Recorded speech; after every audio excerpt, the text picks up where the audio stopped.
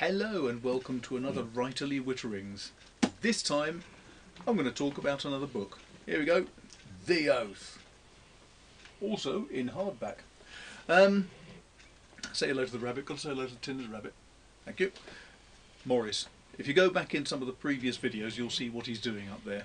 Then again you may not find it, but such is life. The Oath, a brilliant book. This is number 29, I think, in my series, the Medieval Murderers series. This was the first book actually that I wrote when I'd moved from the first publisher, Headline, to Simon and Schuster. And it all starts off with the brutal slaughter of an entire family. But the main thing is it's 1326 and it's the beginning of the very end of Edward II's reign. His wife has come across from France with her lover, Mortimer, and they had a staggeringly difficult invasion. They landed on the coast and were welcomed by everyone that saw them because nobody wanted to keep the king. So she had a nice leisurely little stroll coming down from north of London, and the king realised fairly quickly that life was going to get a bit dangerous, and so he decided that maybe he should escape from London. But this book is very much a thriller. It's, I think, a really strong crime book, but it's also very evocative of what the country was like in the middle of a civil war. Quite brutal, quite nasty. But I'm very fond of it because obviously I like brutal, nasty crime books. That's the sort of chap I am. But the great thing for me is that it was the first of the books that I wrote going to Simon and Schuster, and it was more or less a relaunch of the Templar series.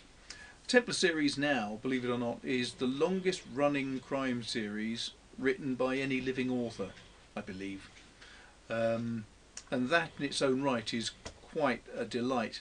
But the good thing is it still seems to be selling very well. This book, it is a bit darker than some of the previous ones. There's not so much humour, but then that's not surprising because with this sort of period, when you've got families starting to fight against each other, the king and the queen themselves leading different armies against each other, it was a truly horrific time for the whole of the country. And it was actually inspired to an extent by the thought of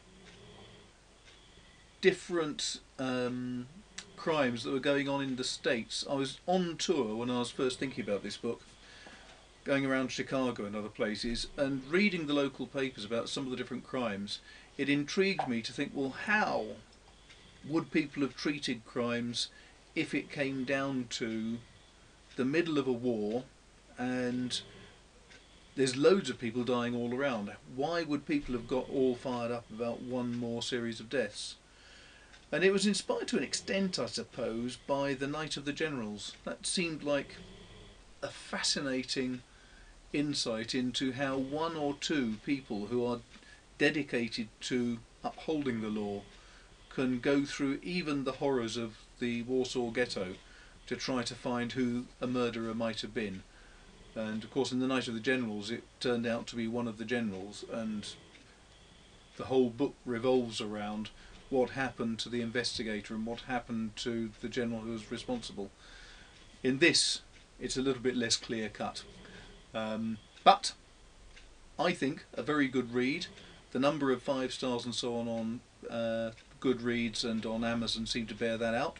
So I hope you'll want to take it up and try it for yourself. As I say, hardback, big size paperback and mini size paperback, even ebooks, and you can also, I believe, get it on audio if you wish. So just about every option for purchase. Find your own favourite version and buy it for yourself and enjoy it. Thanks very much. And if you've got any comments that you want to add, there is a section down there, I believe, where you can add comments. Yep, it's down there, see? Subscribe, share it with your friends, do all the good things, and I hope you like this. And if you do like it, go back and see some of the other videos as well. I'm building up quite a series of different videos now. So hope you enjoy them and hope to see you again soon. Take care. Thanks a lot. Cheers.